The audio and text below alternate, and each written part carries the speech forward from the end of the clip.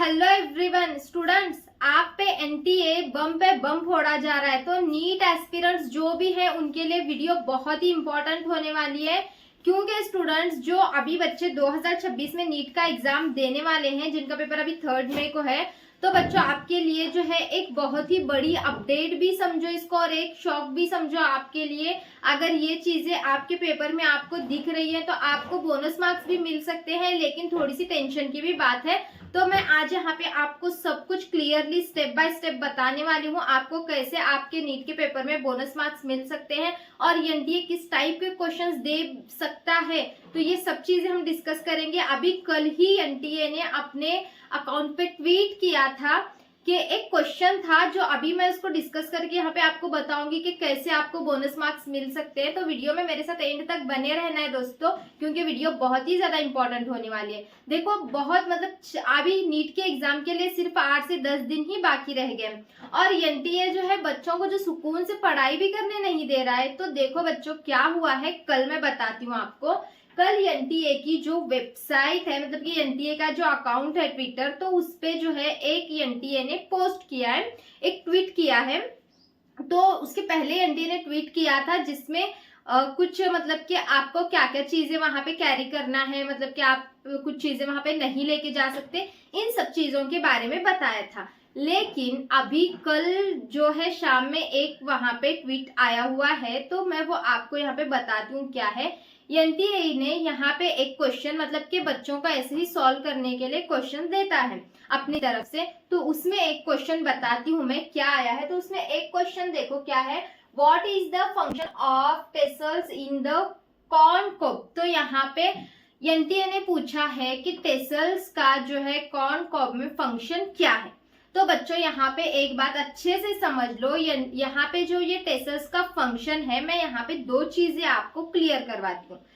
Old NCERT और new NCERT में क्या फर्क हुआ है। जो ओल्ड एनसीईआरटी थी उसमें जो है एक विंड पॉलिनेशन का, मतलब कि जो सेक्सुअल रिप्रोडक्शन वगैरह होता है, तो उसके अंदर विंड पॉलिनेशन का एक आपको वहां पे एक टॉपिक है। तो विंड पॉलिनेशन के अंदर वहां पे जो है क्या बोला गया था कि जो टेसल्स है वो स्टाइल और स्टिग्मा, मतलब कि जो है यहाँ पे पोलन ग्रेन्स को ट्रैक करने का काम करते हैं। क्या बताया गया है, ओल्ड एनसीईआरटी की जो टेक्स्ट बुक है उसमें बताया गया है कि जो टेसल्स होते हैं, यहाँ पे 4 ऑप्शंस भी है, मैं आपको ऑप्शन भी बताऊंगी, लेकिन पहले फर्क समझ लो। तो जो ओल्ड एनसीईआरटी की बुक है उसमें बताया गया है कि टेसल जो है वो क्या करते हैं, पोलन ग्रेन्स को ट्रैप करते हैं। ओके, ये हो गई ओल्ड एनसीईआरटी बुक में, ठीक है। अभी अगर हम न्यू एनसीईआरटी की सिलेबस में न्यू एनसीईआरटी बुक को अगर हम देखेंगे, तो यहाँ पे बताया गया है कि ईयर्स जो होते हैं वो पोलन ग्रैंड मतलब कि ट्रैप करने का काम करते हैं। तो यहाँ पे देखो स्टूडेंट्स क्या हुआ है, ओल्ड बुक में टेसल्स वर्ड था और न्यू बुक में ईयर्स आया है, मतलब कि न्यू जो सिलेबस है उसके अंदर टेसल्स ये वर्ड कहीं पे भी नहीं है। वहां पे सिर्फ आपको क्या बोला गया है, ओल्ड बुक में बोला गया है कि टेसल्स जो है वो क्या काम करते हैं, मतलब कि पोलन ग्रेन्स को ट्रैप करने का काम करते हैं। और न्यू जो बुक है आपकी उसमें क्या बताया गया, ईयर्स पोलन ग्रेन्स को ट्रैप करने का काम करते हैं, उसमें टेसल्स ये वर्ड है ही नहीं। लेकिन अभी यहाँ पे एनटीए ने जो है वो क्वेश्चन दिया है कि what is the function of tassels in corn cob, मतलब कि टेसल का फंक्शन वहां पे पूछा है। तो टेसल्स के फंक्शन में और यहाँ पे 4 ऑप्शन दिए हुए हैं। फर्स्ट ऑप्शन क्या है, टू अट्रैक्ट द इंसेक्ट, क्या है, टू अट्रैक्ट द इंसेक्ट। फिर सेकेंड ऑप्शन दिया है to trap the pollen grains. Third option दिया है to disperse the pollen grains और फोर्थ ऑप्शन यहाँ पे दिया है टू प्रोटेक्ट द सीड। समझ गए, फर्स्ट ऑप्शन क्या है, इंसेक्ट को अट्रैक्ट करने के लिए, सेकंड ऑप्शन है पोलन ग्रेन को ट्रैप करने के लिए, थर्ड ऑप्शन है पोलन ग्रेन्स को डिस्पर्स करने के लिए और फोर्थ ऑप्शन जो है वो सीड को प्रोटेक्ट करने के लिए। ऐसे 4 ऑप्शन दिए गए।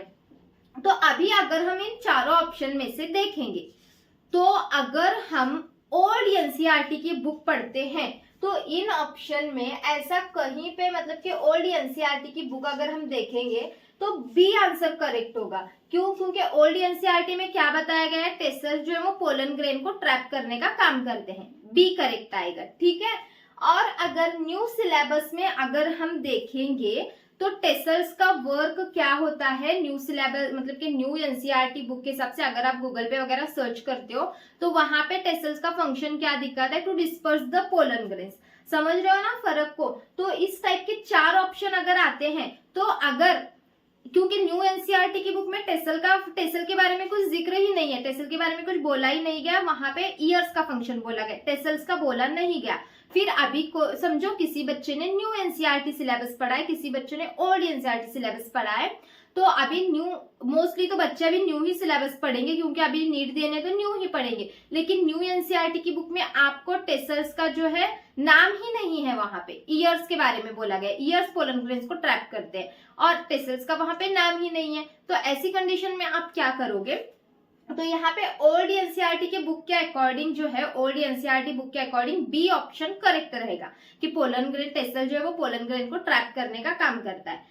और न्यू एनसीईआरटी की बुक में टेसल से वर्ड दिया ही नहीं है, तो अगर हम इसका गूगल पे सर्च करेंगे तो अभी न्यू सिलेबस के अकॉर्डिंग गूगल पे दिखाता है कि टेसल जो है वो पोलन ग्रेन्स को डिस्पर्स करने का काम करते हैं। तो बच्चों अगर आप फिर दोनों में कंफ्यूज हो कि बी आंसर आएगा या सी आंसर आएगा, तो ऐसी कंडीशन में आपको क्या करना है, दोनों भी आंसर करेक्ट ही है क्योंकि न्यू और ओल्ड सिलेबस के हिसाब से दोनों आंसर करेक्ट ही है। तो ऐसे क्वेश्चन बहुत सारे आने के चांसेस हैं आपके।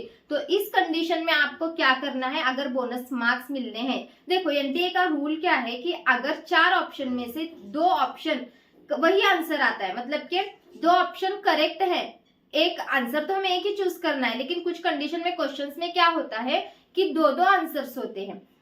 तो ऐसी कंडीशन में अगर आप किसी एक पर भी टिक लगा देते हो तो आपको वहां पे 4 बोनस मार्क्स मिलेंगे, लेकिन क्वेश्चन को अटेम्प्ट करना इंपॉर्टेंट है। ओके बच्चों, तो यहाँ पे इस कंडीशन में आपको ये बोनस मार्क्स मिल सकते हैं। तो आपको अगर कंफ्यूजन है कि ओल्ड सिलेबस में इस तरीके से है, न्यू सिलेबस में इस तरीके से है, तो 2 में से 2 ऑप्शन आपको, दोनों भी ऑप्शन आपको करेक्ट लग रहे हैं तो वैसे क्वेश्चंस को अटेम्प्ट करो, कोई एक जो है आप टिक कर दो।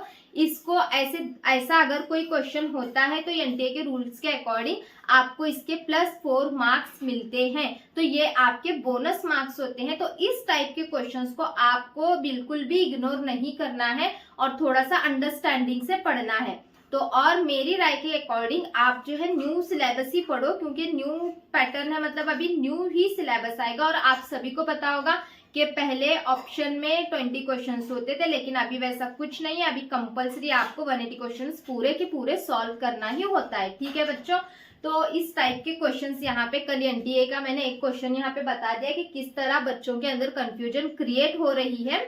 तो इस तरीके की कंफ्यूजन ना हो आपको, इसीलिए अच्छे से प्रॉपरली, अभी 8-10 दिन बाकी हैं तो अच्छे से समझ के स्टडी करो। और अगर आपको कुछ डाउट होगा कुछ चीजों को लेकर तो आप मुझे कमेंट में जरूर पूछना बच्चों, आपको उसका रिप्लाई मिलेगा और मैं प्रॉपरली आपको उसका जवाब दे दूंगी। ठीक है बच्चों, वीडियो अच्छा लगा हो तो चैनल को सब्सक्राइब, वीडियो को लाइक और शेयर करना मत भूलो। तो चलो बच्चों, मिलते हैं नेक्स्ट वीडियो में, बाय बाय।